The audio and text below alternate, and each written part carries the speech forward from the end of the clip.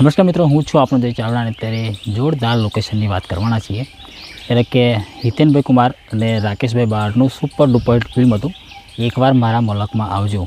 તો એના તો આપણા પહેલાં વિડીયો જે બનાવ્યા હતા એ પાટણ સાઈડ વિડીયો બનાવ્યા હતા, પણ ફિલહાલ અત્યારે એક જબરદસ્ત લોકેશન પર છું કે અમે એક મસ્ત મંદિર બતાવવામાં આવ્યું છે. એ જ મંદિરની તમને વાત કરવાનો છું કે એમાં તમે જોયું હોય તો જે હિતેન કુમાર હોય છે એમના મમ્મી અહીંયા બાધા રાખે છે ને પછી એક આરતીનું એક સીન હતું કે આરતી અહીંયા થાય છે અને પછી બધા ગામના લોકો અહીંયા આવે છે અને આરતી કરવા નથી જતા એવું કંઈક સીન હતું.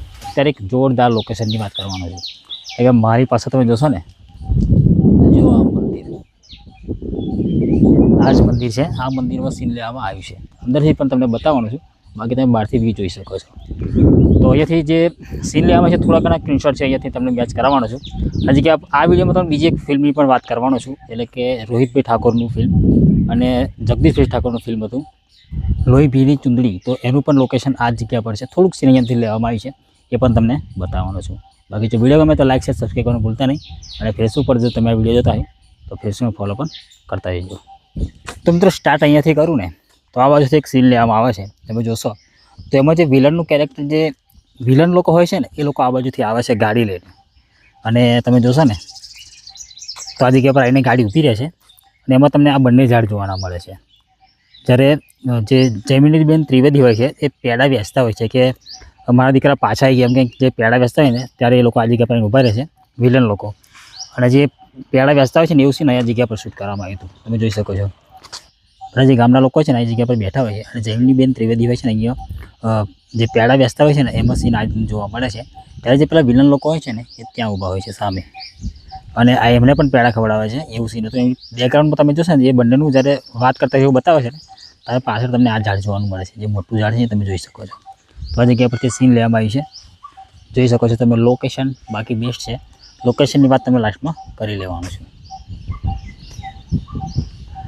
ત્યાં સામે મસ્ત ફિલ્મનું શૂટિંગ થયું છે, એટલે કે વિક્રમભાઈનું સીન હતું.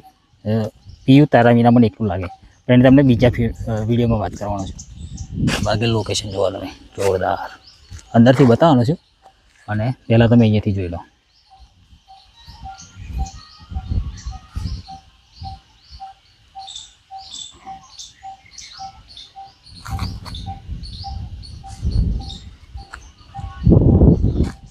ચલો અંદર જઈએ, એકવાર અંદર જઈને તમને બતાવું. તો મિત્રો આ જે મંદિરમાં બતાવવામાં આવ્યું છે, આપણે અંદર જવાનું છે, અંદરથી તમને બતાવવાનું છે. ચલો જઈએ પહેલાં અંદર.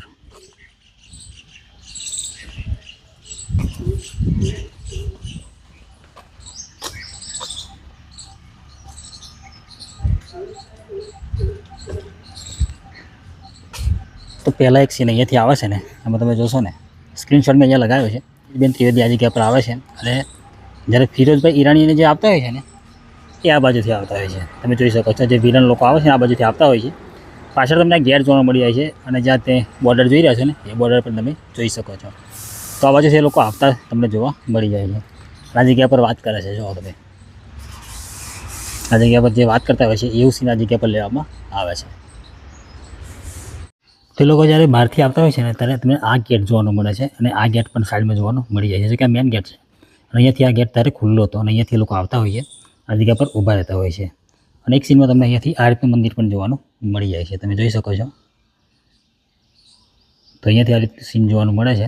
એટલે કે જ્યારે આરતી કરવા આવે છે ને ત્યારે સીન આ જગ્યા પર લેવામાં આવે છે. તમે પૂરો વ્યૂ જોઈ શકો છો. ભાઈ એક ફિલ્મની વાત કરું ને તો રોહિતભાઈ ઠાકોરની એક ફિલ્મ જે છે ને લોહી ભીની ચુંદડી, તો એમાં ઠાકોરની લોહી ભીની ચુંદડી, તેમાં આ જગ્યા પર એક છોકરું મૂકે છે. તમે સ્ક્રીનશોટમાં જોશો ને તો તમે પાછળના ટોટલ મેચ કરી શકો છો. આ જગ્યા પર છોકરું મૂકે છે અને હિરોઈન અહીંયાથી જતા રહેતા હોય છે, ત્યારે આ જગ્યા પર એક છોકરું મૂક્યું હતું એવું સીન આ જગ્યા પર લેવામાં આવે છે. બાકી તમે સીન જોઈ શકો છો. તો એક સીનમાં એક સોંગ આવે છે, જે જયમિનીબેન અહીંયા સોંગ ગાય છે ને એ સોંગ અહીંયાથી આ રીતે લેવામાં આવે છે. જો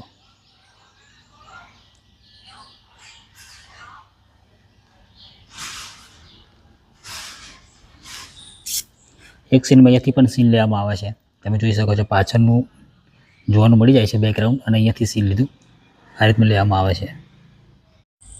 તો મિત્રો ફિલ્મમાં બતાવવામાં આવેલું આ મંદિર છે, જે નવદુર્ગા માતાજીનું મંદિર બતાવવામાં આવે છે. જે ફિલ્મમાં તમે ટોટલ જે મંદિર જોવો છો આ બતાવવામાં આવે છે, પણ એની જોડે મંદિર આવેલું છે એ મેન મંદિર છે, એટલે કે નંદિકેશ્વર મહાદેવનું મંદિર છે. તમે જોઈ શકો છો અહીંયાથી નંદિકેશ્વર મહાદેવનું મંદિર છે, અને જોઈ શકો છો તમે. તો આ એ મંદિર છે, અને 2 મંદિર અંદર આવેલા છે, પણ જે આ મંદિર છે આ ફિલ્મમાં બતાવવામાં નથી આવ્યું. મંદિર જે પહેલાં મેં બતાવ્યું એ મંદિરમાં બતાવવામાં આવ્યું છે.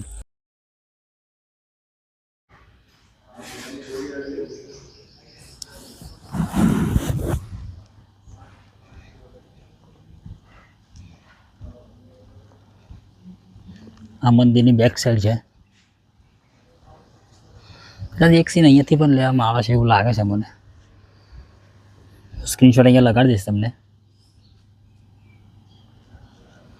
અહીંયાથી કદાચ એક સીન હશે એવું લાગ્યું. સ્ક્રીનશોટ અહીંયા તમને જોવાનું મળી જશે.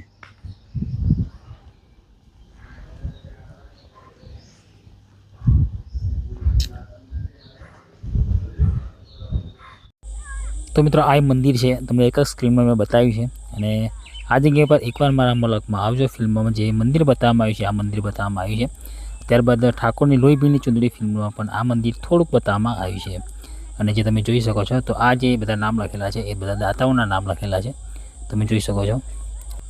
બાકી ભાઈ લોકેશન જોરદાર રહ્યું છે, જોરદાર લોકેશન છે, અને ઘણું બધું બીજું સીન લેવામાં આવ્યું છે આ જગ્યા પરથી. પણ જો કે અત્યારે તો મારી બધા સ્ક્રીનશોટ છે નહીં, મેં થોડાક જ સ્ક્રીનશોટ અહીંયાથી લીધા હતા, એ મેં તમને બતાવ્યા છે. અને તમને બતાવી દઉં છું એક વસ્તુ બાકી છે. લોકેશન તો બેસ્ટ છે.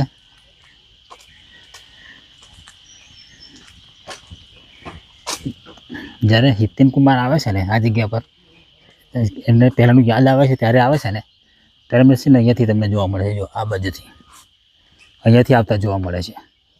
અને બીજા એક સ્ક્રીનશોટમાં તમે જોશો ને તો જ્યારે હિતેન કુમાર રાકેશ બારોટને લઈને આવે છે ત્યારે પણ અહીંયાથી જ સીન જોવા મળે છે. તેમજ તમે આ રીતનું પાછળનો ગેટ જોઈ શકો છો. આ જે બોર્ડરમાં આવેલી છે બોર્ડર પણ તમે અહીંયાથી જોઈ શકો છો. અને આ મેન મંદિર છે જો. તો આ લોકેશન છે, જોરદાર છે ભાઈ, જોરદાર એટલે ખતરનાક. અહીંથી આગળ પણ બીજો એક સીન લેવામાં આવ્યો છે, પણ ત્યાં પણ જવાનો છે. જો જોરદાર લોકેશન છે ને.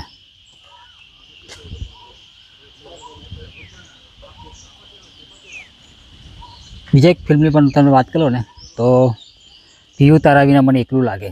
એમાં તમે છેલ્લી ફાઇટ જોઈ હોય ને વિક્રમભાઈ ઠાકોરની, તો એમાં એવું હતું કે આ બાજુથી ફિરોઝભાઈ ઈરાની આવે છે,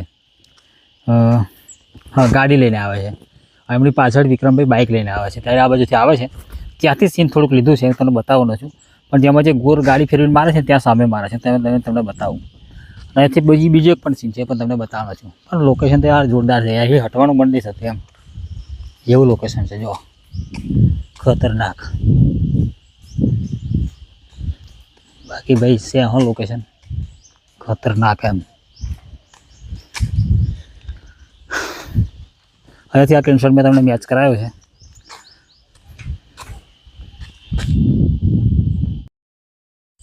તો મિત્રો આ જગ્યા પરથી એક ફિલ્મનું શૂટિંગ થયું છે, એટલે કે ઠાકોરની લોહીભીની ચુંદડી ફિલ્મ છે. ફિલ્મનું શૂટિંગ આ જગ્યા પર કરવામાં આવ્યું છે. એમાં તમે જોયું હોય તો તેમાં જે જગદીશભાઈ ઠાકોરની ફર્સ્ટ એન્ટ્રી થાય છે આ જગ્યા પર, એક ફાઇટિંગ કરતાં જગ્યા પર બતાવે છે. એમાં જગદીશભાઈ ઠાકોર આ જે તમે વર્ડ જોઈ રહ્યા છો ને આ વર્ડ આગળ એમને લટકીને ફાઇટ હતી. જો કે બહુ સારું ફિલ્મ છે, જોરદાર ફિલ્મ છે, પણ વસ્તુ મને એ જ ના ગમી, કારણ કે લટકીને ફાઇટ આવે છે તો યાર થોડુંક તો તમે ધ્યાનથી જોજો, તો તમે જાતે વિચાર કરજો કે એ રીતની કોઈ ફાઇટ હોઈ શકે એમ. તો મિત્રો આ જે મંદિર બતાવવામાં આવ્યું છે, જેમાં તમે મેં વિડીયોમાં તમને બતાવ્યું છે અને મારી પાછળ પણ તમે જોઈ શકો છો. તો એકવાર મારા મલકમાં આવજો. ફિલ્મનું શૂટિંગ આ જગ્યા પર કરવામાં આવ્યું હતું, અને ઠાકોરની લોહીભીની ચુંદડીનું શૂટિંગ પણ આ જગ્યા પર કરવામાં આવ્યું છે. એટલે થોડુંક સીન હતું, જે ઠાકોરની લોહીભીની ચુંદડી છે એનું થોડુંક જ સીન હતું, અને અહીંયા જે બીજું સીન હતું એ એકવાર મારા મલકમાં આવજો એનું સીન હતું, તો મેં તમને બતાવ્યું છે. હવે લોકેશનની વાત કરી લેવામાં આવે, નંદિકેશ્વર મહાદેવ મંદિર આવેલું છે, જીતનગર ગામ કહીને છે, જે રાજપીપળાથી બિલકુલ નજીક આવેલું છે, તેનું આ સીન લેવામાં આવ્યું છે. બાકી જો વિડીયો ગમે હોય તો લાઈક છે, સબસ્ક્રાઈબ કરવાનું ભૂલતા નહીં. અને ફેસબુક પર જો તમે વિડીયો જોતા હોય તો ફેસબુકને ફોલો પણ કરતા જજો.